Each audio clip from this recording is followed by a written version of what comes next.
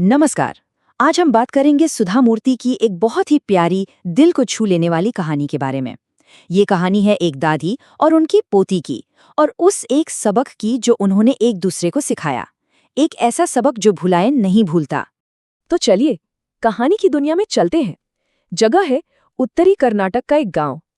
हमारी कहानी सुनाने वाली, जो उस वक्त करीब 12 साल की एक बच्ची थी, अपने दादा दादी के साथ रहती थी। और यहीं से एक छोटा सा हर हफ्ते होने वाला काम कुछ बहुत ही बड़ा और असाधारण बन जाता है। लेकिन इस कहानी के दिल में ना एक सवाल उठता है। आखिर ऐसा क्या हुआ होगा कि एक दादी जो हर मुश्किल का सामना चट्टान की तरह करती थी, अचानक फूट फूट कर रोने लगी। यही वो पहेली है जो इस कहानी को और भी दिलचस्प बना देती है। तो चलिए इस कहानी में थोड़ा और गहरे उतरते हैं। देखिए, सारा किस्सा एक साप्ताहिक मैगजीन और उसमें छपने वाली एक सीरियल कहानी के इर्द गिर्द घूमता है। इस कहानी ने पूरे गांव को और खास तौर पर एक इंसान को अपना दीवाना बना रखा था। हर बुधवार को कन्नड़ मैगजीन कर्मवीर आती थी।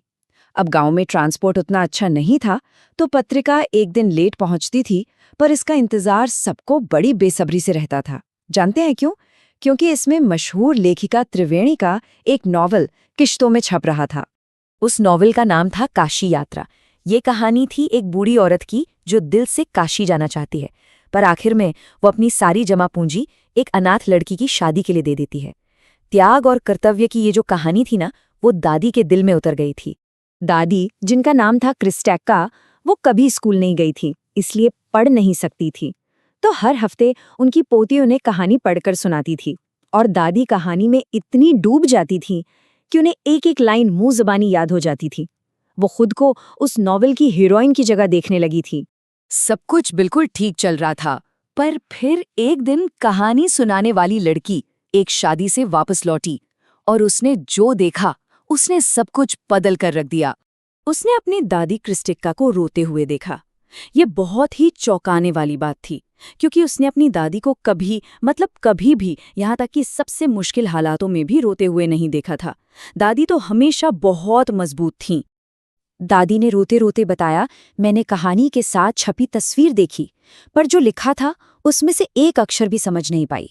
मैंने कई बार उन पन्नों पर हाथ फेरा, काश कि मैं पढ़ पाती। वो उनकी बेबसी का पल था, उनका असहाय महसूस करने का पल।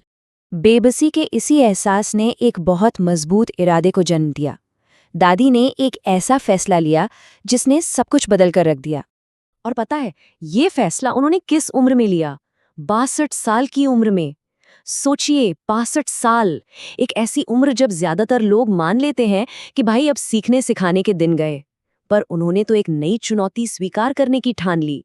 उन्होंने अपनी पोती से साफ साफ कहा, मैंने फैसला कर लिया है, मैं कल से ही कन्नड़ अल्फाबेट सीखना चाहती हूँ, और मैं दशहरे पर सरस्वती पूजा के दिन तक इसे सीख लूंगी। ये मेरी डेडलाइन है। उनकी वजह बहुत सीधी और सच्ची थी। मैं आत्मनिर्भर बनना चाहती हूँ। बात सिर्फ एक कहानी पढ़ने की नहीं थी, बात अपनी आज़ादी और अपने स्वाभिमान को वापस पाने की थी। जब उनकी पोती ने मजाक में उन्हें छेड़ा, तो दादी का जवाब ही इस कहानी का असली सार था। उन्होंने कहा, अगर किसी अच्छे काम के लिए इरादा पक्का हो तो तुम कोई भी मुश्किल पार कर सकती हो, और हाँ, सीखने की कोई उम्र नहीं होती। और बस इसी के साथ वादा पूरा करने का सफर शुरू हो गया। एक ऐसी क्लास शुरू हुई जहां टीचर और स्टूडेंट के रोल बहुत ही खूबसूरती से तय किए गए थे। तो पढ़ाई शुरू हो गई। टीचर थी 12 साल की पोती, और स्टूडेंट थी उसकी 62 साल की दादी। ये उनके रिश्ते और उनके पक्के इरादे का एक बहुत ही अनोखा सबूत था। अव्वा, जैसा कि पोती उन्हें प्यार से बुलाती थीं, एक कमाल की स्टूडेंट साबित हुईं। वो जितना होमवर्क करती थीं, वो देखकर कोई भी हैरान हो जाए। वो पढ़ती थीं, दोहराती थीं, लिखती थीं और फिर सुनाती थीं। उनकी लगन वाकई देखने लायक थी। और देखिए, उनकी मेहनत रंग लाई। दशहरा आने तक दादी ने अपना टारगेट पूरा कर लिया।